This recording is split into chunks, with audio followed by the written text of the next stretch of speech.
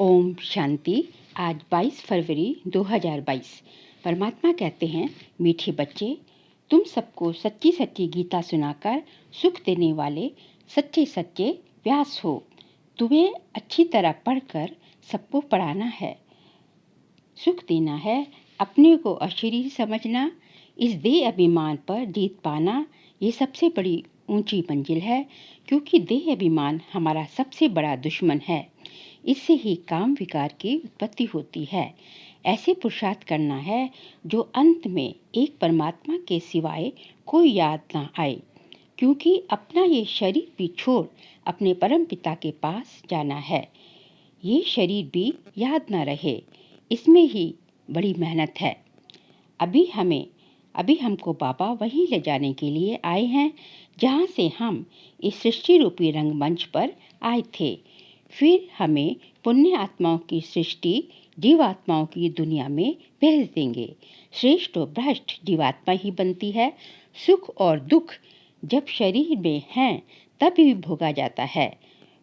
परमात्मा का नाम सदाशिव है, हम आत्माओं का नाम शालिग्राम है। शिव के मंदिरों में शालिग्रामों की भी पूजा होती है। शालिग्राम सब एक साइज के बनाते हैं, तो बरोबर बाप और बेटे का संबंध है। कोई को भी पहले परमात्मा का परिचय देना है, वर्षा दिलाना है। वर्षा निराकार से ही मिलता है, ये प्रजापिता साकार है, इनसे वर्षा नहीं मिलता है। सभी आत्माओं के शरीर के अनेक नाम हैं। परमात्मा सुप्रीम सोल है, उनका कोई शरीर है नहीं। आत्म अभिमानी बनने में ही मेहनत है। जन्म जन्मांतर हम शरीर के संबंध में चले हैं। अब हम जानते हैं कि मैं आत्मा अविनाशी हूँ, जिसके आधार से ये शरीर चलता है। बाबा कहते हैं, रिलीजियस माइंडेड जो भी हैं वे समझते हैं कि हम आत्मा हैं, शरीर नहीं। आत्मा एक शरीर छोड़ दूसरा लेती है। अब पुण्य आत्माओं की दुनिया में चलना है। ये है पाप आत्माओं की दुनिया। भ्रष्टाचारी रावण बनाता है। रावण 5 विकारों को कहा जाता है। ऐसे 10 शीश वाला कोई मनुष्य नहीं होता। जो विकार में ना जाए उनको निर्विकारी कहा जाता है। वह है राम राज्य, ये है रावण राज्य। भारत में ही राम राज्य था। भारत सबसे प्राचीन था। पहले नंबर में सृष्टि पर सूर्यवंशी देवी देवताओं का झंडा बुलंद था। उस समय चंद्रवंशी भी नहीं थे। अभी हम बच्चों को ये सूर्यवंशी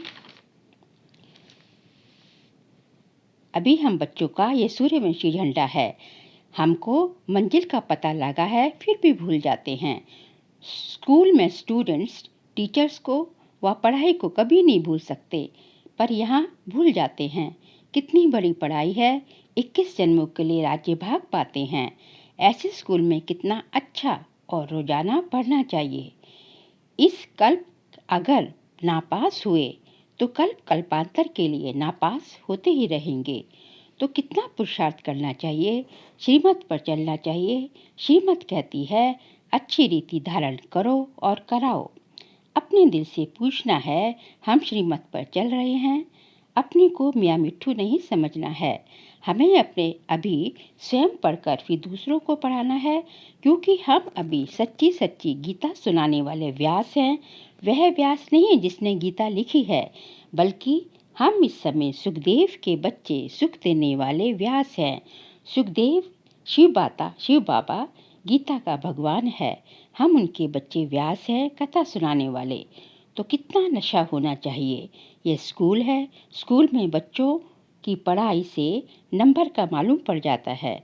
दूसरे स्कूलों में तो अच्छा प्रत्यक्ष ही दिखाई देता है, पर यहाँ तो सब कुछ गुप्त है।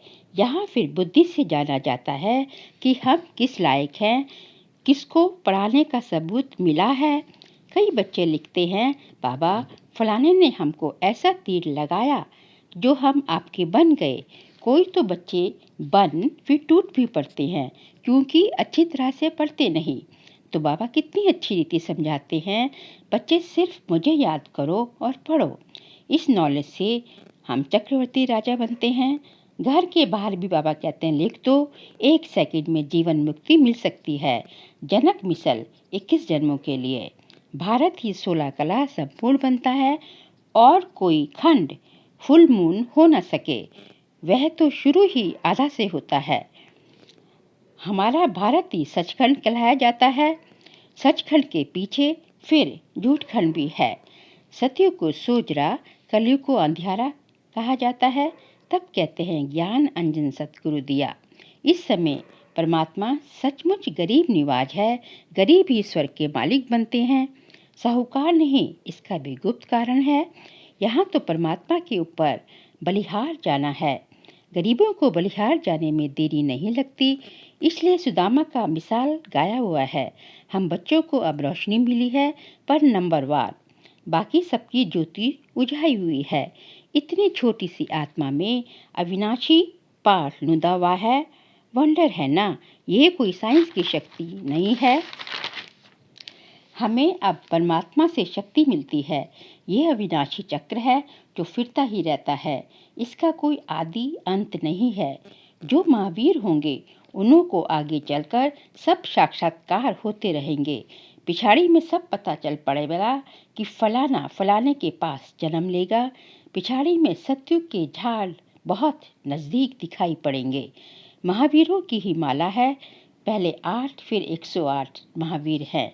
गाते हैं परम पिता परमात्मा ने बाण मरवाए। यहाँ कोई वास्तव में ये है ज्ञान बाण, परंतु बच्चों को एक ही मुख्य बात घड़ी घड़ी भूल जाती है। सबसे कड़े ते कड़ी भूल होती है जो देह अभिमान में आकर अपने को आत्मा निश्चय नहीं करते हैं, सच नहीं बतलाते हैं। सच तो कोई आधा घंटा 1 घंटा भी सारे दिन में मुश्किल ही याद में रहते हैं। मंजिल बहुत ऊंची है। अपने को अशरीरी समझना है। जितना हो सके उतना पुरुषार्थ करना है जो पिछाड़ी के समय एक के अलावा कोई भी याद ना पड़े। कहा भी जाता है अंतमति सो गति। कोई तत्वज्ञानी ब्रह्मज्ञानी अच्छे होते हैं तो समझते हैं कि गद्दी पर बैठे बैठे तत्व में लीन हो जाएंगे। शरीर का भान नहीं रहता। फिर जब उनका शरीर छूटता है तो आसपास सन्नाटा हो जाता है। हम बच्चे बाबा की याद में रहेंगे तो कितनी शांति फैलाएंगे। ये अनुभव उन्हों को होगा जो देवी देवता कुल के होंगे। बाकी तो मच्छरों सदृश मरने वाले हैं। वहाँ सतयुग में तो आत्मा एक शरीर छोड़ दूसरा लेती है। बांधेल या योग बल से अपने को बंधन से छुड़ाती रहती हैं। फिर मोह भी किसमें ना रहे। चतुराई से समझाना चाहिए। तोड़ तो दुनिया वालों के साथ निभाना ही है। इसके लिए बड़ा युक्त कोशिश करनी चाहिए। ऐसी बच्चियां हैं जो पति को समझा कर ले आती हैं। अबलाओं पर भी अत्याचार पवित्रता के कारण होते ही रहते हैं। शास्त्र में भी गायन है, कामेशु क्रोधेशु कोई नई बात नहीं है। परमात्मा कहते हैं 21 जन्मों का वर्षा मिलना है, इसलिए थोड़ा बहुत तो सहन करना ही पड़ेगा। योग बल से अपने सब बंधनों को काट बंधन मुक्त बनना है। किसी से भी मोह नहीं रखना है। आज का वरदान है बाप के प्यार की पालना द्वारा सहज योगी जीवन बनाने वाले स्मृति सो समर्थी स्वरूप भव। सारे विश्व की आत्माएं परमात्मा को पिता कहती हैं, लेकिन पालना और पढ़ाई के पात्र नहीं बनती हैं। सारे कर्म में हम थोड़ी सी आत्माएं अभी ही इस भाग्य के पात्र बनती हैं। तो इस पालना का प्रैक्टिकल स्वरूप है सहज योगी जीवन। भगवान बच्चों की कोई भी मुश्किल बात देख नहीं सकते। बच्चे खुद ही सोच कर अपनी मुश्किलें बना देते हैं। लेकिन स्मृति स्वरूप के संस्कारों को इमर्ज करो। हमेशा स्मृति स्वरूप होके रहें तो स्वतः ही समर्थी आती जाएगी। आज का स्लोगन है सदा निश्चिंत स्थिति का अनुभव करना है तो आत्मचिंतन व परमात्म चिंतन करो। अर्थात जब हम अपनी आत्मिक स्थिति में रहते हैं और परमात्मा को अपना करावन हार समझकर सारा अपना बोझ उसको अर्पित कर देते हैं तो आत्मा बहुत ही हल्कापन महसूस करती है। पहला, परमात्मा करावनहार है और आत्मा करनहार है।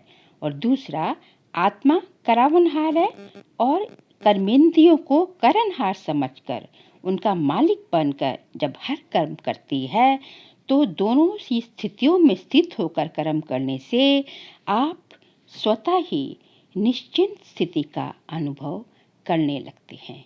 ओम शांति।